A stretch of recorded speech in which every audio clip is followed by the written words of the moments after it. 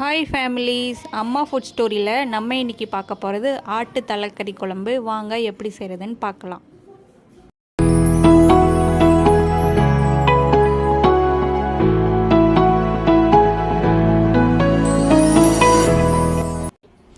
ஒரு குக்கரில் க்ளீன் பண்ணி எடுத்துருக்க ஆட்டு தலைக்கறி ஆட் பண்ணிக்கலாம். அதுக்கப்புறம் 4 ஸ்பூன் குழம்பு மிளகாப்பொடி வீட்டில் அரைச்சது ஆட் பண்ணிக்கலாம். அரைச்சி வச்சுருக்க தேங்காய் விழுது கூட தேங்காய், இஞ்சி, பூண்டு, முந்திரி, சோம்பு, கசகசா இதெல்லாம் சேர்த்து அரைச்சி எடுத்து வச்சுக்கோங்க. அதை ஆட் பண்ணிக்கலாம். தேவையான அளவு உப்பு போட்டு நறுக்கி வச்சுருக்க 3 தக்காளி ஆட் பண்ணி நல்லா கிண்டிட்டுருங்க. அதுக்கப்புறம் கொத்தமல்லி கொஞ்சம் ஆட் பண்ணிக்கலாம். தேவையான அளவு தண்ணி ஊற்றிடுங்க. கறி நல்லா வேகணும், அது மாதிரி தண்ணி ஊற்றிக்கோங்க.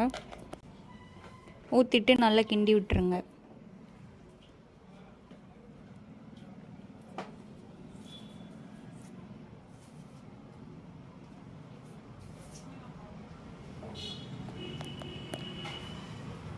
நல்லா கிண்டிட்டு கொஞ்சம் ஆயில் ஆட் பண்ணிக்கலாம்.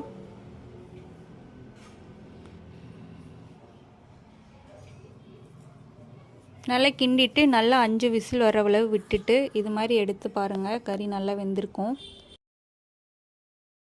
கறி நல்லா வெந்துருச்சு. இப்போ தாளிப்புக்காக ஒரு கடாயில் 4 ஸ்பூன் ஆயில் ஆட் பண்ணிக்கலாம்.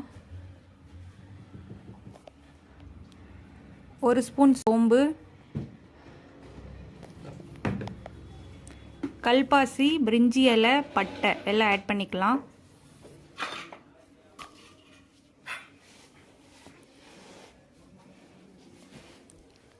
ஆட் பண்ணிவிட்டு நறுக்கி வச்சுருக்க 5 சின்ன வெங்காயம். தாளிப்புக்கு எப்பயுமே சின்ன வெங்காயம் யூஸ் பண்ணிக்கலாம். பெரிய வெங்காயம் யூஸ் பண்ணால் இந்த அளவுக்கு டேஸ்ட்டு கொடுக்காது. அதனால தான் நாங்கள் சின்ன வெங்காயம் ஆட் பண்ணியிருக்கோம். நீங்களும் சின்ன வெங்காயமே ஆட் பண்ணுங்கள். கருவேப்பிலை சேர்த்துக்கலாம்.